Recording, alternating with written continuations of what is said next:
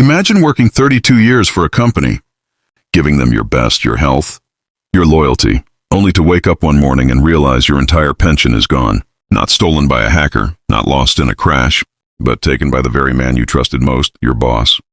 He said it was temporary. He said I'd get it back once the company recovered. That was the day I learned what betrayal really feels like. But here's the thing, I didn't just sit there and cry. I spent a year building a plan. A plan so perfect that by the time I was done, the man who stole my future was begging me to save his. This is the story of how I took down the man who stole my pension and made him lose everything. If you've ever been betrayed by someone you trusted, if you've ever been told you're powerless, that there's nothing you can do, hit that like button, subscribe, and get ready. Because this isn't just a story about revenge, it's about justice. Cold, calculated, and absolutely deserved. For 32 years, I walked through the same rusted factory doors every morning. The air always smelled like metal and coffee. My boots left the same pattern of dust on the floor, and every day I told myself it was worth it. Because this job, this company was my second home. I gave it everything. My back, my weekends, even my marriage. I missed birthdays, anniversaries, holidays, all because my boss. Martin Keller used to say, "John, hard work never goes unnoticed." He lied. Martin was the kind of man who dressed success like a costume. Perfect suits, gold cufflinks, slicked hair. He spoke softly, smiled often, and made you believe he cared. When my wife passed away, he showed up to the funeral, hugged me like a brother, and told me, "Your family, John." That sentence stuck with me for years. I believed it. I really did. I never thought of Martin as my boss. I thought of him as a mentor, a friend. He hired me when I was 21, taught me the ropes, trusted me with new recruits. Over the years, I trained dozens of employees. I turned down offers from other factories because Martin promised, "Loyalty pays off. I'll make sure you retire comfortably." So I stayed. For 3 decades, I stayed. Every paycheck, a small portion, went into my pension, my safety net. The thought of it kept me going through long nights and double shifts. It wasn't about luxury. It was about security, about finally being able to rest. But one day, everything I had worked for vanished. It started when my daughter was getting married. I needed to withdraw a small part of my pension to cover some expenses. It wasn't much, just $10,000. I called HR, gave them my details, and waited. The next day, the HR lady called me back. Her voice was trembling. "John, I don't know how to say this. Your pension balance shows zero. I laughed at first. I thought it had to be some kind of clerical error. But when she transferred me to accounting, I heard whispers in the background. Paper shuffling, the sound of panic. Finally, someone said, "Sir, your funds were transferred into a company investment account." It was part of the restructuring process. Restructuring? I stormed into Martin's office that same morning. I didn't even knock. He was sitting behind his mahogany desk, sipping coffee like the world was perfect. "Martin, what the hell did you do with my pension?" I shouted. He blinked slowly, set down his cup, and leaned back in his chair. "John, calm down. The company's been struggling. We had to move some assets around. You'll get your money back once we stabilize." "Stabilize?" I could feel my pulse in my neck. "That's my money. 30 years of work. You can't just..." He raised his hand, cutting me off. "You signed the updated employee policy last year. It gave the company permission to temporarily allocate pension funds for investment purposes." My mind went blank. Then he slid a folder toward me, my signature on the bottom of a form. I barely remembered signing. I had signed it during a quick HR meeting, where they told us it was just a policy update. No one said it. Gave them control over our pensions. I felt sick. My hands shook. "You tricked us," I whispered. He smiled, that small, smug smile people wear when they think they've won. "John, don't be dramatic. You'll get your money back." But deep down, I knew I wouldn't. That evening, when I tried to clock in for the night shift, my access card didn't work. A security guard escorted me off the premises. "Restructuring," he said softly, not meeting my eyes. 32 years gone in one day. When I got home, I sat in the dark for hours. The house was quiet, too quiet. My wife's photo was still on the wall, her soft smile frozen in time. I looked at her and whispered, "You were right." "Sarah, he was never a friend." That night, I didn't sleep. I stared at the ceiling, the anger burning deep in my chest. But beneath the anger, there was something else, a strange kind of focus. Martin thought he could steal my life's work and walk away. He thought I was just some old broken man with no power. But he forgot something very important. I built that company from the ground up. I knew its systems, its people, its secrets. And if he wanted a war, I was ready to give him one. The months after I was shown the door felt like walking through molasses. Every morning I woke with the same dull ache, not just in my back, but in my gut. My daughter offered help, but I refused to take money from her. Pride isn't noble when it buries you, I told myself. Yet I couldn't stomach being pitied.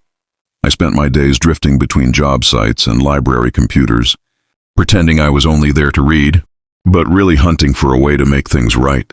Martin, meanwhile, polished his public image. He gave interviews about tough decisions and shared sacrifice. He posted photos of charity dinners with glossy captions about community and leadership. I'd see those images and a cold place opened inside me. How dare he speak of sacrifice when he'd taken people's futures? Anger burned, but it was useless unless it had a shape. So I learned. I read legal forums until my eyes ached. Forensic accounting reports became my bedtime reading. I learned the language of balance sheets, shell companies, nominee directors, and offshore transfers. There were nights I sat hunched over my laptop until dawn, the glow painting my hands the color of a ghost. I wasn't a young man anymore, but I had patience. Patterns emerged. Martin hadn't been sloppy. He'd been elegant and careful. He funneled money into a web of small consulting firms that existed only on paper. Payments labeled capital. Injection left the company and reappeared in accounts controlled by relatives. The further I probed, the clearer it became. This was deliberate. I couldn't go to the police without proof. I couldn't go to the media without evidence. Regulators moved at the speed of bureaucracy. Slow, polite, indifferent. So I began gathering what I could. I tracked timestamps, noted repeated vendor names, and dug up filings that contradicted Martin's statements. My years at the factory, the way I read a report, the small details I'd learned to notice became invaluable. Where others saw numbers, I saw footprints. There were setbacks. An old colleague who promised to help vanished after a threatening call. A backup file I relied on corrupted. Once a lawyer told me bluntly this path would cost more than I had, that many men like me ran out of time. For a moment, the weight of age and dwindling savings pressed down like a hand on my throat. Then an unexpected message arrived from an ex-accountant who had been let go. During the restructuring, she'd lurked on a forum and reached out anonymously. Her note contained a small explosive detail, a list of vendors Martin used, and a hint that one shared the same registered office as an offshore filing. It was a breadcrumb. We met at dawn in a greasy diner. She slid a manila envelope across the table without meeting my eyes. "I kept copies," she said. "If anything happens, send these to someone you trust." The papers were thin and yellowed, but they carried signatures, invoice numbers, and transfer records linking Martin to accounts in his wife's name. Her courage changed the game. It wasn't about reclaiming money. It was about exposing a system that had eaten people's lives. I reached out quietly to other former employees, forming a loose circle of frightened insiders who had seen too much. Each new document felt like a brick added to a wall we planned to bring down. I learned to be patient. Revenge, I realized, was not one dramatic explosion, but a series of precise strikes. I mapped Martin's routines, the lunch spot he favored, the lawyers he consulted, the vanity plates on his car. Small things, but useful. I befriended a temp who handled invoices and sat in meetings to collect memos. I spent afternoons in the public records office, flipping through corporate filings, noting patterns of nominee directors and shell addresses. I found an address that appeared in 3 separate documents, one in Illinois, 2 in Delaware. And when I checked the registered agent, the same mailbox service appeared, a telltale sign of a paper company. The worst days still hit me, the ache of humiliation. The nights. I felt smaller than the dust on the factory floor, but there was now a purpose. Anger became work. Each discovery, each confirmation, turned fury into a plan. I made lists, timelines, cross-references. I built a folder system so neat you could eat off it. The man who thought he had silenced me had no idea I was digging a trap. I started to leak small truths anonymously. A tip to a local reporter about an odd vendor that serviced both the factory and a luxury development in the suburbs. An email to a regulator highlighting a discrepancy in quarterly filings. Not enough to bring down a company, but enough to make people curious, to make auditors look twice. I watched Martin squirm in press photos, his smile tightening, the practiced calm beginning to crack at the edges.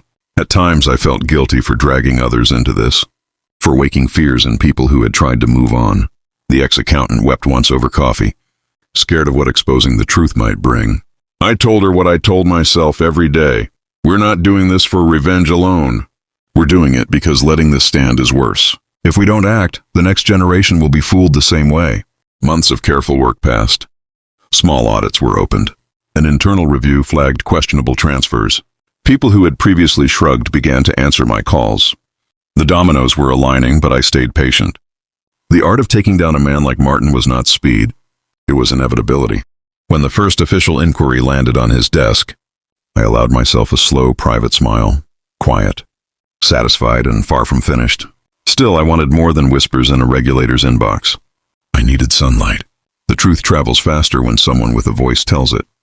That's when I started looking for a journalist who would listen to a ragged folder and believe the people behind it.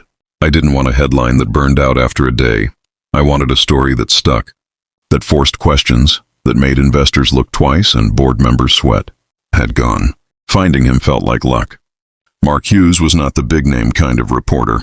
He was the kind who chased small corruption stories until they widened. I reached out with a careful note and an invitation. Meet me, see what I'd found. He agreed, but with skepticism that made the meeting necessary. In a coffee shop that smelled of burnt beans and old paperbacks, I slid the manila envelope across to him and watched his face change as he flipped through. Pages of invoices, signatures, and routing numbers. You've got something here, he said without ceremony. But we need victims. We need paper trails that show intent, not just chaos. He asked questions about timelines and motives, and I answered with the patience those late nights had taught me. After we parted, he told me he'd look into a few names and promised to call if he found traction. He called back within days. Mark's reporting style was merciless and meticulous. He didn't run with the first hint. He corroborated, cross-checked, and then waited for the right moment. He interviewed ex-employees on the record, dug through public filings, and partnered with an online forensic accountant who confirmed the money movements. The little tips I'd fed regulators now formed the backbone of a story that could not be ignored. When the article dropped, the headline hit like a bomb. Factory CEO accused of pension. Fraud. Millions missing. It started small, a local paper link, shared across social media, but within 48 hours, bigger outlets had picked it up. Comments flooded the story, people sharing their own losses, others tagging friends who'd worked at the factory. Investors watched. Boardroom phones began to ring. Martin's PR tried to spin it as tragedy and bad judgment. He called the accusations distorted, but the pattern was already visible. Vendors with strange addresses, transfers to entities controlled by people close to him, and a trail of employees with identical stories. The man who'd once preached loyalty suddenly had thousands of voices asking where their futures. Martin called an emergency press conference, his voice shaky but still dripping with arrogance. These allegations are false, he said. Every cent is accounted for. This is the work of a disgruntled ex-employee. The reporters shouted questions. Flashes exploded around him, and he started to sweat. That was the moment I knew the tables had finally turned. Behind the scenes, the investigation deepened. The auditors found inconsistencies, offshore transactions, and payments labeled vendor incentives that led straight to Martin's wife's company. Evelyn and I provided anonymous leads to keep the pressure alive. The walls were closing in. Then one evening, as I sat watching the news, a familiar face appeared on screen. Martin's accountant, being escorted out of the company building by police. They were calling it evidence seizure. I could barely breathe. It was happening. The dominoes were falling, one after another, exactly as planned. But revenge has a strange taste. Sweet at first, but it lingers bitter if you stop too early. Watching him suffer publicly wasn't enough. He still had money, connections, and lawyers. I didn't want him embarrassed. I wanted him destroyed. So I started working on the final move, the one that would not just ruin his reputation, but take away everything he'd built on stolen trust. It wasn't about rage anymore. It was about balance. The man who took my pension was about to lose something far more valuable, his entire empire. I sat back that night, the glow of the TV lighting the old photo of my wife on the wall. I whispered, almost there. Sarah, almost there. Then I turned off the light and smiled in the dark, knowing the real storm was just beginning. When the walls started closing in on Martin, he turned from confident predator into frantic man. The calm mask slipped and something raw showed through. Fear, anger, a trembling I'd never seen before. He began calling every number in his Rolodex. Lawyers, board members, donors, begging, threatening, bargaining. It was grotesque to watch. The man who once held cocktail parties and sat on charity boards now paced hotel lobbies with his phone glued to his ear, voice low and urgent. I watched it all from a distance, like a surgeon waiting for the right incision. I had to be surgical too. Public shame and arrests were not enough. He could survive those if he hid behind lawyers and shell companies. I needed a move that would strip him of power, the networks, the credit lines, the board seats, the very scaffolding that let him steal with impunity. That meant going after the company's lifelines, investors, creditors, and the trust of the people who still believed in him. Evelyn and I shifted tactics. No more anonymous tips. We began to orchestrate pressure from multiple coordinated fronts. I contacted a retired union leader who still had clout and told him one truth. The people had been robbed. He didn't need persuasion. He needed facts. We gave him the facts. He started making calls we couldn't. Mark. The journalist published follow-ups with leaked invoices that traced luxury renovations to shell vendors. A regulator reopened an audit after a formal complaint from an institutional investor who smelled trouble. Every piece fit. Every actor we nudged created a cascade. One of the most satisfying moves was convincing a mid-sized pension fund that had invested in Martin's company to freeze its holdings and demand answers. I spent nights drafting emails and organizing testimony from other victims so their board could see the human cost of inaction. When the fund announced its freeze, the stock that Martin used like currency began to crack. Creditors called in favors. Lenders who once rolled eyes at whispers now demanded transparency. He was hemorrhaging options. There were tense moments too. Once, a legal investigator stalled our progress with a subpoena hinting at a trap. For 2 weeks I thought I'd miscalculated, that Martin's lawyers had found a way to bury our leads. I slept badly. My hands shook in the mornings. My daughter noticed I was thinner, harder to reach. The stress clawed at me, but I reminded myself of the names and faces of those who'd lost their savings. That kept me moving. Then a breakthrough. An internal memo surfaced showing that Martin had personally signed off on transfers to a strategic partner that didn't exist. The memo was small, a few lines, but the signature at the bottom was unmistakable. We fed it to Mark, who put it on the front page with a profile of a widow who'd lost her home. The public reaction was immediate. Anger turned to outrage. Calls to the company crashed their switchboard. Board members who had once sat back and applauded now demanded emergency meetings. Martin's fall was no longer a secret. Headlines screamed about embezzlement, fraudulent transfers, and betrayal. Interviews with former employees revealed a toxic culture of fear and silence. He had been untouchable for decades, but now every move he made was scrutinized, dissected, and condemned.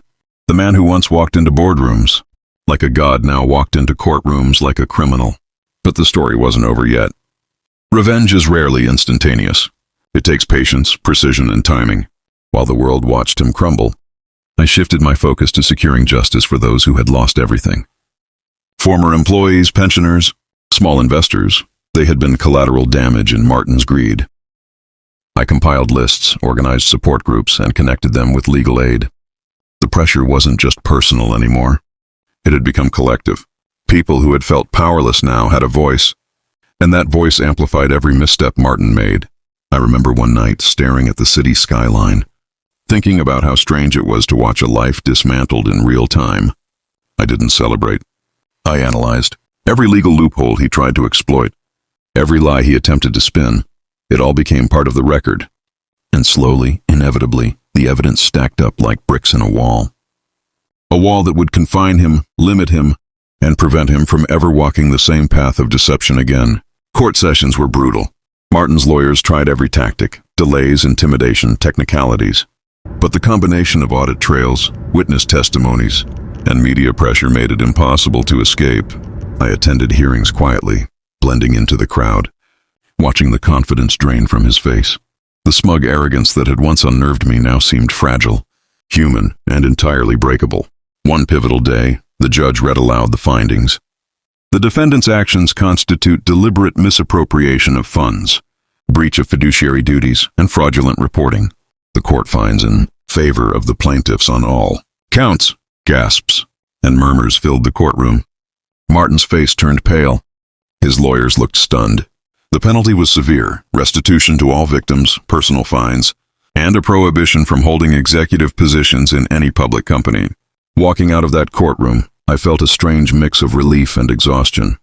I had done what I set out to do, but the victory wasn't as sweet as imagined. Revenge is not fireworks and celebration. It's a quiet, methodical alignment of justice with truth. I thought about the years I had wasted, the sleepless nights, the tension that had gripped my chest. And yet I knew it had been worth it, not for me, but for the countless lives Martin had disrupted. Later, I received messages from people I had helped, former employees whose pensions were restored, widows who could finally pay bills, young investors who hadn't given up hope. Their gratitude was a balm I didn't realize I needed. It was a reminder that revenge without purpose is hollow, but revenge paired with justice can rebuild lives. Martin disappeared from public life entirely. No interviews, no statements, no explanations. The empire he had built with lies and deceit was dismantled brick by brick. I often wonder if he reflects on his choices, or if denial shields him from regret. Either way, the lesson had been delivered. Betrayal comes at a cost, and some debts are paid in full in ways no one expects. As for me, I returned to my life quietly, the weight of the ordeal still lingering, but lifted in part by resolution. The money was irrelevant now. The lesson was everything. Trust can be shattered, loyalty exploited, and lives ruined. But the scales can balance, even if it takes years, strategy, and patience. And in that balance, I found closure. Months passed, and the story of Martin Keller faded from daily headlines, but its impact lingered. The scandal had shaken the corporate world, inspiring stricter regulations on pensions and corporate accountability. I found myself occasionally contacted by journalists, advocacy groups, and even lawmakers, seeking insight into how one employee had exposed such a vast scheme. I realized my fight had grown. Beyond personal vengeance, it had become a blueprint for justice. Life slowly returned to normal. I spent more time with my daughter and grandchildren, savoring the quiet moments I had sacrificed for decades. Every smile, every laugh felt like a small victory. The garden I tended became a sanctuary, a place where I could reflect without the weight of betrayal. I still kept files and records, but not out of obsession. They were reminders, tools, and evidence that the truth mattered, long after the headlines disappeared. Evelyn, my steadfast partner in uncovering Martin's fraud, thrived as well. She was offered a seat on a corporate ethics committee, ensuring no one else would exploit the same loopholes.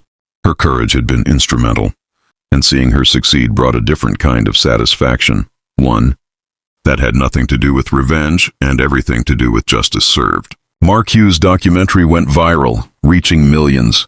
People watched, learned, and shared the story of how ordinary individuals could confront extraordinary betrayal. I saw my own journey through the lens of those interviews and footage, realizing that the impact extended far beyond my personal struggle. It was about accountability, transparency, and the courage to stand up when the system fails. Occasionally I received letters from Martin. Short, hesitant, almost penitent. "I hope you are satisfied," one read. But satisfaction wasn't the point. The point was justice, balance, and the knowledge that the people he had harmed were no longer powerless. I filed the letters away. Silent reminders that some lessons are learned not through fear, but through consequence. Returning to the old factory site was both painful and cathartic. The gates were rusted, the signboard half fallen, the echoes of my past life lingering in the empty hallways. I remembered Sarah's laughter, our shared lunches, and the dreams we had once held for a quiet retirement. Standing there, I felt a deep gratitude for her belief in me, for her unwavering faith even when life seemed cruel. I realized that revenge had never been about Martin Keller alone. It had been about restoring dignity, reclaiming lost trust, and proving that even in the face of immense betrayal, integrity and patience can prevail. The people affected by his actions had recovered, their lives slowly mending. Their stories became my quiet victories, proof that justice is not always loud, but it can be lasting. Every time I spoke to younger employees or retirees, I shared one lesson. Trust is precious, but vigilance is essential. Don't allow loyalty to blind you. Question, verify, and protect what's yours. Betrayal, after all, often comes disguised as friendship or mentorship. Awareness and persistence can prevent the next tragedy. I no longer chased revenge. I lived, I nurtured, and I healed. The years of planning, the nights of research, and the danger had forged a new version of me. Someone quieter, stronger, and wiser. I understood that true victory lies not in suffering inflicted, but in lives restored and wrongs corrected. One evening, watching the sun set over the city, I whispered softly to myself, "It's over." Not the triumphant victory of a battle won, but the quiet, steady peace of justice delivered. The empire built on lies was gone, but the people, the trust, and the dignity of those he had betrayed remained intact, and that, I realized, was the sweetest revenge of all. The days after Martin Keller's downfall were quieter, but the work of restoration continued. Former employees gradually received their pensions, some even with interest added. Each deposit, each message of gratitude, was a reminder that our fight had meaning far beyond personal satisfaction. One email from a retired teacher said simply, "I can finally sleep without worry. Thank you." Another from a young father read, "You've given my family hope again." These weren't just words, they were small, tangible victories that echoed the justice we had achieved. I kept consulting for organizations focused on corporate accountability, sharing my experience, guiding them on identifying red flags, and mentoring whistleblowers became my new purpose. The skills I had learned, analysis, patience, observation, once tools of revenge, were now instruments of empowerment. People who felt powerless could now fight back with knowledge. And that was a reward I hadn't anticipated. Evelyn flourished. Her position on the ethics board gave her authority to prevent similar abuses, turning courage into systemic change. Mark Hughes's documentary won awards and reached millions online. Viewers were inspired not by anger or revenge, but by the power of truth and persistence. Seeing others take action because of our work was profoundly satisfying. Sometimes Martin would send letters, brief, hesitant, almost remorseful. "I hope you are satisfied," one read. But satisfaction wasn't the point. The point was justice, accountability, and the lives restored in the wake of his actions. I filed the letters away without response. Some lessons I knew were better left unsaid. Visiting the old factory one last time, I walked through the rusted gates and empty corridors. Memories came flooding back. Sarah's laughter, our shared lunches, the plans we once had. Standing there, I realized how deeply my life had been entwined with this place. Despite the betrayal, there was gratitude for the lessons learned, the lives saved, and the integrity restored. The greatest victory was subtle. It wasn't the downfall of a man who had taken decades of work, but the recovery of trust, dignity, and peace. The people affected were no longer victims. They were survivors. The story of Martin Keller had ended, but the lives he had impacted had been mended. That, I realized, was the truest measure of success. I spent more time with my daughter and grandchildren, quiet mornings in the garden, evenings reading books Sarah loved, and simple family dinners became my new victories. The laughter around the table, the warmth of home, was the sweetest form of revenge, the lives restored and the justice realized. Every conversation I had with younger workers ended with the same advice. Protect your trust. Question what seems unquestionable. Loyalty is valuable, but awareness is essential. Betrayal often comes in disguise, and vigilance is the only safeguard. The story of Martin Keller would remain a lesson, a cautionary tale, but also proof that persistence, courage, and truth could overcome even the most calculated deception. As the sun set one evening, painting the sky in shades of orange and violet, I whispered softly, "It's over." Not a triumphant shout, not a scream of revenge, but a quiet affirmation. Peace had returned. The empire built on lies was dismantled. The people were restored, and justice had been served. I closed my eyes, feeling the years of stress and struggle lift. Life continued, simple, quiet, and full of purpose. The world moves on, but the lessons remain. Trust must be earned, vigilance maintained, and integrity preserved. That was the true legacy of our fight. And as I finally rested, I knew one thing for certain: revenge may start with anger, but true victory comes from justice, restoration, and living a life unburdened by betrayal, because in the end, the sweetest revenge of all is peace. Life after Martin Keller's downfall was quieter, but not empty. Every morning I woke with a sense of purpose that hadn't existed during those long years of silent planning. The satisfaction wasn't from revenge. It was from knowing that lives had been restored, trust rebuilt, and justice served. Former employees who once felt powerless were now able to live without fear of their pensions being stolen. Each thank you message, each note of gratitude, reminded me why every sleepless night and careful strategy had mattered. I kept working with nonprofits and advocacy groups, guiding them on corporate accountability. The knowledge I'd gained about shell companies, nominee directors, and financial tracking became a tool to prevent future frauds. Skills that were once my weapons of revenge were now instruments of protection. Teaching others how to safeguard their futures became my new mission, and seeing their confidence grow was more rewarding than any headline or news story. Evelyn thrived in her role on the ethics board. She implemented new regulations and safeguards, ensuring that corporations could no longer exploit loopholes to the detriment of their employees. Her courage, combined with my efforts and Mark Hughes' reporting, created a system where transparency and accountability were more than ideals. They were enforceable.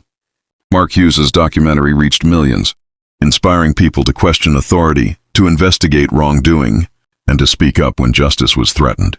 It wasn't about sensationalism.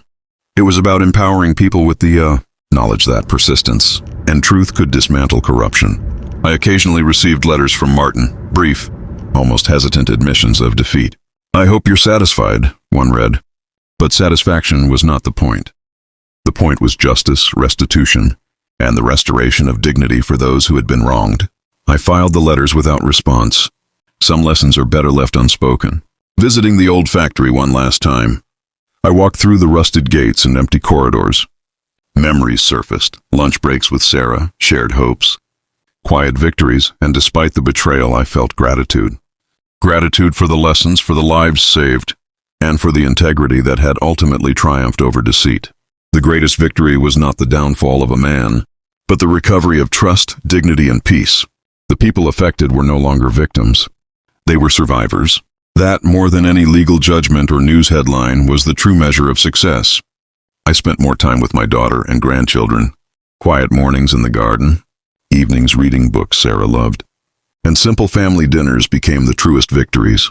The laughter around the table, the warmth of home, was the sweetest form of revenge. The lives restored and the justice realized. Every conversation with younger workers ended the same way. Trust must be earned. Question what seems unquestionable. Loyalty is valuable, but vigilance is essential.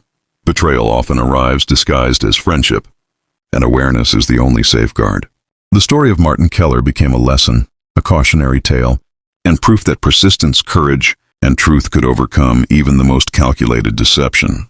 As the sun set, painting the sky in shades of orange and violet, I whispered softly, "It's over." Not a triumphant shout, not a cry of revenge, but a quiet acknowledgement. Peace had returned. The empire built on lies was dismantled. The people were restored, and justice had been served. I closed my eyes and let years of tension and worry lift. Life moved forward, quiet, simple, purposeful. The world moves on, but the lessons endure. Trust must be protected, integrity preserved, and vigilance maintained. That was the true legacy of our fight. In the end, revenge may begin with anger, but true victory comes from justice, restoration, and living unburdened by betrayal. The sweetest revenge of all is peace, and at last I had it. In the months and years that followed, life returned to a rhythm that felt natural, calm, and unforced. I no longer measured days by spreadsheets or financial statements. I measured them by moments, laughter, and shared memories. The court battles, the investigations, the sleepless nights, they had all served their purpose.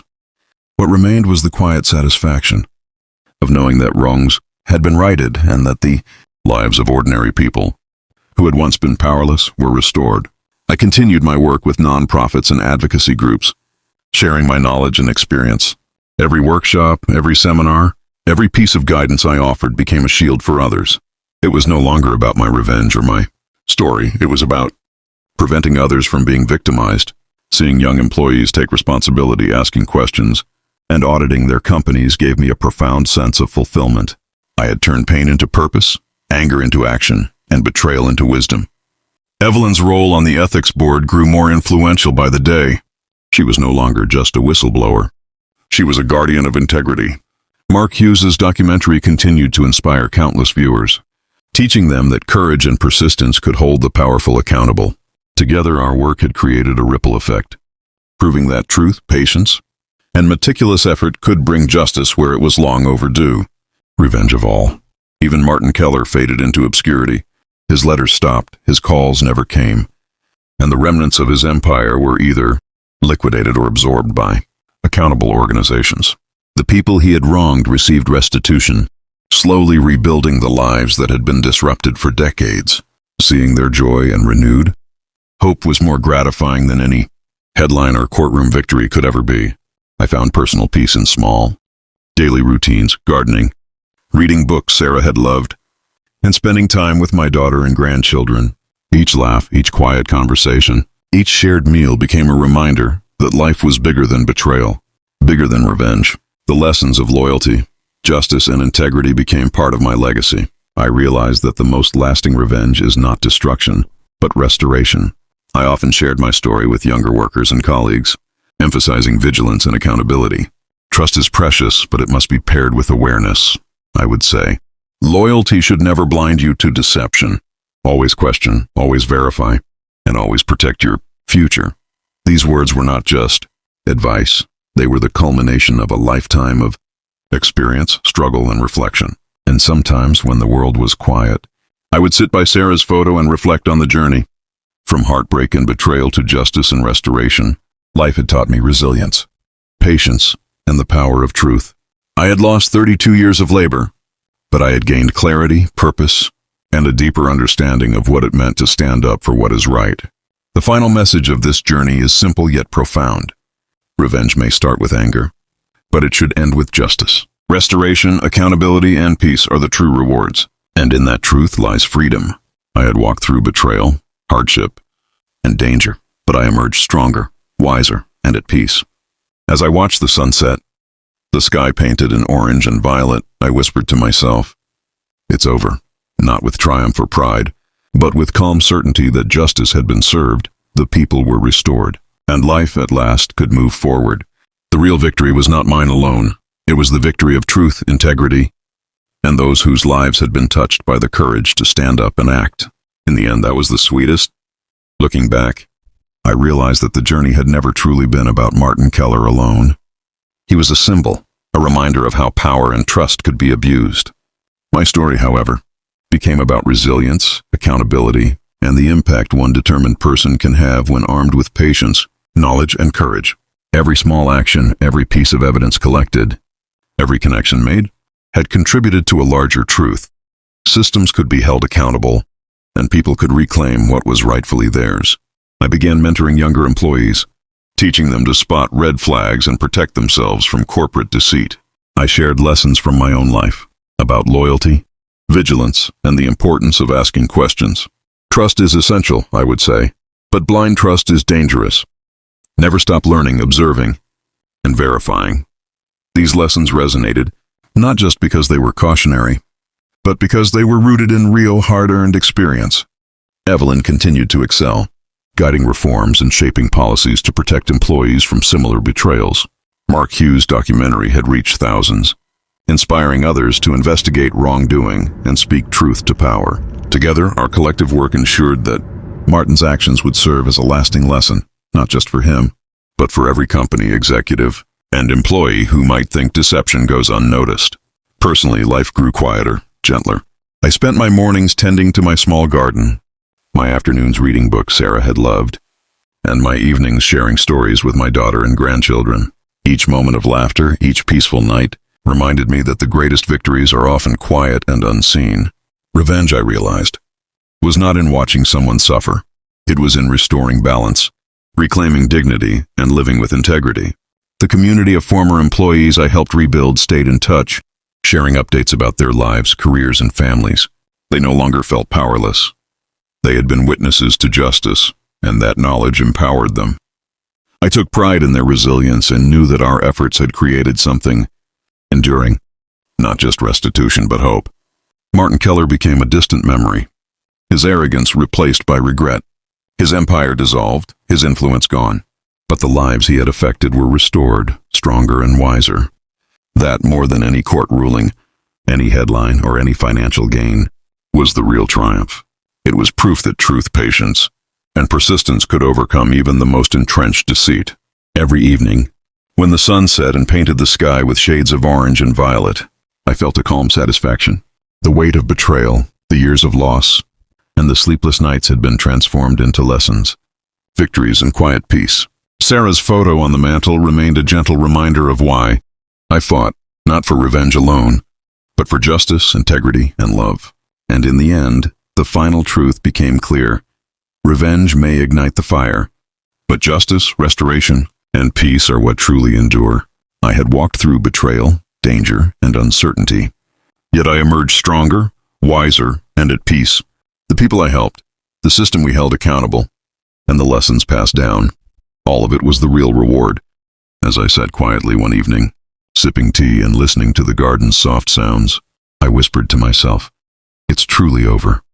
Not with triumph or gloating, but with calm certainty that justice had prevailed, lives had been restored, and the world had moved a little closer to fairness. That was the sweetest conclusion, the most satisfying closure, and the lasting lesson: when truth prevails, even the smallest actions ripple outward, changing lives forever.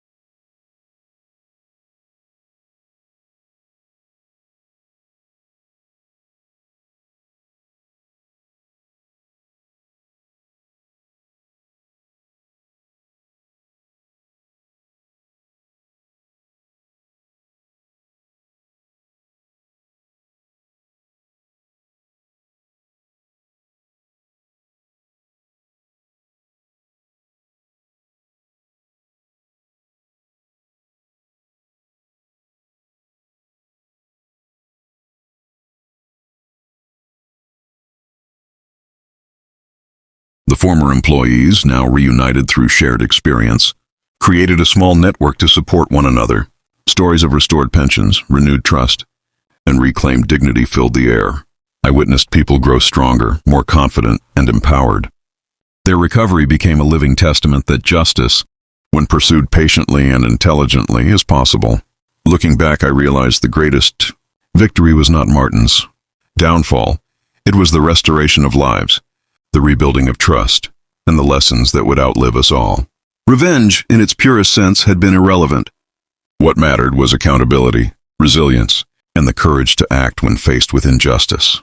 As I watched the sunset one evening, the sky ablaze with gold and purple, I understood that peace does not come from defeating someone else. It comes from knowing you did everything in your power to restore balance.